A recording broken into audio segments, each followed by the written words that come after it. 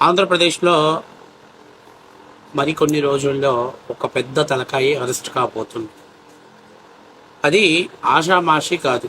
చిత్తూరు జిల్లాలో అది పెద్ద పురింగి. ఆయన కొడుకు, ఆయన అరాచకాలకు కేర్ ఆఫ్ అడ్రస్గా మారారు. తండ్రి చిత్తూరు జిల్లాలో పెత్తనం చేస్తే కొడుకు తూర్పు పశ్చిమ గోదావరి జిల్లాలకి ఇన్ఛార్జిగా వ్యవహరించాడు. అంతేకాకుండా ఆంధ్రప్రదేశ్లో ఏ అరాచక శక్తులకైనా అన్నిటికీ మూల కారణం వీళ్ళే. జగన్ తర్వాత అత్యధికంగా ఆర్థిక లబ్ధి చేకూరింది కూడా వీళ్ళకే. ఎవరు? చంద్రబాబు నాయుడు గారికి బాల్యం నుంచి వాళ్ళతో శత్రుత్వం ఉంది. అయితే 2014లో చూసి చూడనట్టుగా వెళ్ళిపోయిన తర్వాత 2019లో వైసీపీ ప్రభుత్వం వచ్చిన తర్వాత ఆ వ్యక్తి కుప్పంలోనే చంద్రబాబుని ఓడించాలని విశ్వ ప్రయత్నాలు చేశాడు. దానికి తన అనుచరుల ద్వారా కుప్పంలో ఎవరైనా తెలుగుదేశం పార్టీలో యాక్టివ్గా ఉంటే వాళ్ళని అక్రమ అరెస్టులు చేసి జైళ్లకు పెట్టాడు. అంతేగాక పెద్దిరెడ్డి అనుచరుడిగా చెప్పిన సింధేల్ అనేటువంటి ఒక వ్యక్తి 100 కోట్లకు పైగా అక్రమ ధనార్జన చేయడంతో పాటు తెలుగుదేశం పార్టీ శ్రేణుల మీద దాడులకు దిగాడు. 2024లో రాష్ట్ర వ్యాప్తంగా టీడీపీ కూటమి అధికారంలోకి వచ్చిన తర్వాత కూడా అడపాదడపా ఆయన మీద ఆరోపణలు వచ్చాయి, కానీ పూర్తి స్థాయిలో విచారణ చేయటం కానీ అరెస్ట్ చేయటం కానీ జరగల. కానీ తాజాగా ఆయన కుమారుడు ఆయన రెడ్ హ్యాండెడ్గా దొరికిపోయారు. 1 కాదు 2 కాదు, వేల కోట్ల రూపాయల స్కామ్. ఆంధ్రప్రదేశ్ ప్రజలందరినీ కూడా దాంట్లో బాధితులను చేశారు. వీళ్ళ స్వార్థం కోసం ఆంధ్రప్రదేశ్లో ఉన్న యువత జీవితాలని నాశనం చేశారు. 1 కాదు 2 కాదు, కొన్ని పదుల సంఖ్యలో బ్రాండ్ల పేర్లు మార్చి అక్రమ తయారీతోటి ఎటువంటి నాణ్యతా ప్రమాణాలు లేనటువంటి బ్రాండ్స్ని మార్కెట్లోకి ప్రవేశపెట్టారు. ఏంటి, ఎవరు ఆ నాయకులని ఇప్పటికైనా మీకు అర్థమైందని నేను అనుకుంటున్నా. సో మీరందరూ మన ఛానల్ని సబ్స్క్రైబ్ చేస్తారని మనస్ఫూర్తిగా కోరుకుంటున్నా. ఇక వివరాల్లోకి వెళ్తే 2019 ముందు జగన్మోహన్ రెడ్డి ఊరు వాడ తిరిగాడు. దేవుడు దయచేసి మన ప్రభుత్వం వస్తే రాష్ట్రంలో సంపూర్ణ మద్యపాన నిషేధం చేస్తానని చెప్పాడు. సరే, ఎన్నికల దగ్గరకు వచ్చేసరికి ఎవరైనా మందు తాగాలనంటే 5 స్టార్ హోటల్ రేంజ్లో మందు రేట్లన్నీ కూడా పూర్తిగా పెంచేస్తానని చెప్పాడు. ఇక తర్వాత దశల వారీగా మద్యపాన నిషేధం చేస్తానన్నాడు. 2019లో రాష్ట్రంలో ఉన్నటువంటి ఆడవాళ్ళు, అక్క చెల్లెమ్మలు అందరూ కూడా జగనన్న నెత్తిన చేయి పెట్టి దీవించేశారు. ఇంకేముంది, మనోడు ముఖ్యమంత్రి అయిపోయాడు. భారీ మెజార్టీతో రాష్ట్రంలో గెలిచిన తర్వాత అప్పుడే అసలు కథ మొదలుపెట్టింది వైసీపీ. లిక్కర్ని ప్రభుత్వమే అమ్మాలని కండిషన్స్ పెట్టింది. రాష్ట్రంలో ఉన్నటువంటి లిక్కర్ ఉత్పత్తి చేసేటువంటి కంపెనీలని వాళ్ళందరి దగ్గర కూడా కంపెనీ వివిధ పేర్లతోటి పిచ్చి బ్రాండ్స్ని తయారు చేసేలా ఒప్పందం చేసుకున్నారు.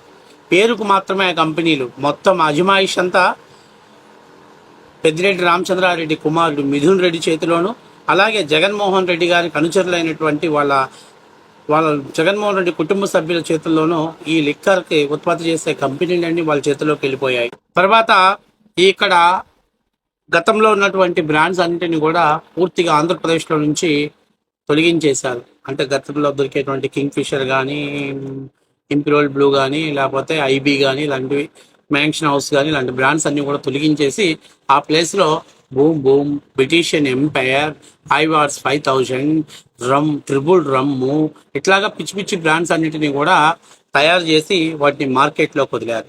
మార్కెట్లోకి వదలటంతో పాటు కేవలం ఈ లిక్కర్ అంతా కూడా ఏపీ బ్యావరేజ్ స్పిరిట్ లిమిటెడ్ అని చెప్పేసి ఒక సంస్థను ఏర్పాటు చేసి ఆ సంస్థకి వాసుదేవరెడ్డిని దానికి చైర్మన్ చేశారు.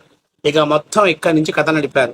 ఈ కంపెనీలలో తయారవుతున్న లిక్కర్ మొత్తాన్ని ఏపీ బ్యావరేజ్ ద్వారా కొనుగోలు చేసి అక్కడి నుంచి సిండికేట్లకు చేసి సిండికేట్ల నుంచి ప్రభుత్వ ఆజమాయిషిలో ఉన్నటువంటి షాపుల్లో అమ్మాలి అని చెప్పేసి నిర్ణయించుకున్నారు. డిస్ట్రిబ్యూటర్లకు చేసి డిస్టిలరీస్ నుంచి డైరెక్ట్గా షాపులకి అమ్మాలంటూ నిర్ణయం తీసుకున్నారు. ఇక్కడ తయారీ ఎక్కడో తెలియదు, దాని నాణ్యతా ప్రమాణాలు ఏంటో తెలియదు, ఒకవేళ ఏదైనా ఒక మందు తాగి చనిపోతే ఆ తయారీ ఎవడు ఉత్పత్తి చేశాడో తెలియదు. ఒక కుటీర పరిశ్రమ లాగా తయారు చేశారు. మొత్తం మీద రాష్ట్ర వ్యాప్తంగా లెక్కకు మించి ఉత్పత్తిని ప్రారంభించారు. అసలు ఎంత తయారవుతుందో కూడా తెలియనటువంటి ఉత్పత్తిని ప్రారంభించారు. ప్రభుత్వానికి నామవాస్తవ రూపంలో డబ్బుల్ని ఆదాయం తెస్తూ మిగిలినవన్నీ దొడ్డిదారిన వైఎస్ జగన్మోహన్ రెడ్డి తాడేపల్లి ప్యాలెస్ చేల్చడంలోనూ వైఎస్ కుటుంబ సభ్యులు మరియు మిథున్ రెడ్డిదే కీలక పాత్ర. రాష్ట్రంలో ఉన్న మొత్తం డిస్టిలరీస్ నుంచి మిథున్ రెడ్డి మరియు వైఎస్ కుటుంబ సభ్యుల కనుసైగల్లోనే ఈ మద్యంని ఉత్పత్తి, అమ్మకం, అలాగే దాని ద్వారా వచ్చే ఆదాయాలను తాడేపల్లి ప్యాలెస్ పంపించడాలు ఇవన్నీ కూడా జరిగిపోయాయి. ప్రభుత్వం మారటంతో కూటమి ప్రభుత్వం వచ్చిన తర్వాత అప్పటి ఏపీ బ్యావరేజెస్ కార్పొరేషన్స్ కి చైర్మన్ గా ఉన్నటువంటి వాసుదేవరెడ్డిని అరెస్ట్ చేసి విచారిస్తే తనదైన స్టైల్లో నిజాలు చెప్పాడు. అంతేకాకుండా దీనన్నిటికీ అప్పట్లో మిథున్ రెడ్డి గారు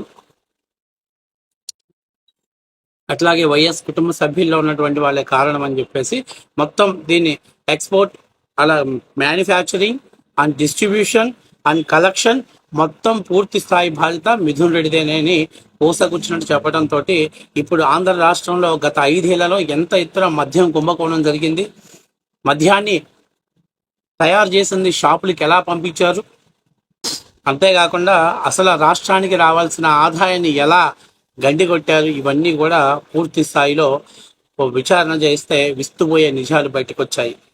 రాష్ట్రంలో ఎక్కడా కూడా డిజిటల్ ట్రాన్సాక్షన్ యాక్సెప్ట్ చేయలేదు.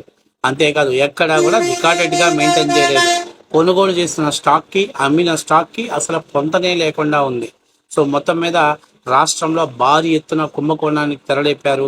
ప్రభుత్వం నిర్ధారణ రావడంతో ఇవాళ రేపటికో నాకు తెలిసినంత వరకు ఇక మిథున్ రెడ్డిని అరెస్ట్ తప్పదనే వార్తలు అయితే స్పష్టంగా వినిపిస్తున్నాయి.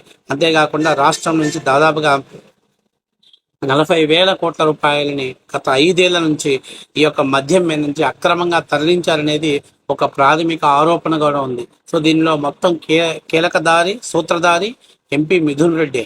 అంతేకాకుండా తండ్రి రామచంద్రారెడ్డి అడవుల్ని వాటిని దోసేస్తుంటే కొడుకు పేద ప్రజల ప్రాణాలతో చెలగాటమాడేటువంటి ఈ దరిద్రపు కొట్టు బ్రాండ్ని మార్కెట్లో ప్రవేశపెట్టడంలో కీలక పాత్ర పోషించాడు. కాబట్టి ఖచ్చితంగా మిథున్ రెడ్డికి అరెస్టు అయ్యేటువంటి అవకాశాలు ఎక్కువగా ఉన్నాయి. అంతేకాకుండా ఇప్పటికే మిథున్ రెడ్డికి లూకౌట్ నోటీస్ జారీ చేశారు దేశం విడిచిపోకుండా ఉండటానికి. సో ఇంకా పూర్తి స్థాయి ఆధారాలను స్వీకరించిన తర్వాత అరెస్ట్ వారెంట్ అనేది రావటం జరుగుతుంది. ఖచ్చితంగా వైఎస్ఆర్సీపీలో నెంబర్ 2 పొజిషన్లో ఉన్నటువంటి మిథున్ రెడ్డి కుటుంబాన్ని ఈ కుంభకోణాల ద్వారా చాలా ఆర్థికంగా లబ్ధి పొందారనేది వాస్తవ విషయం.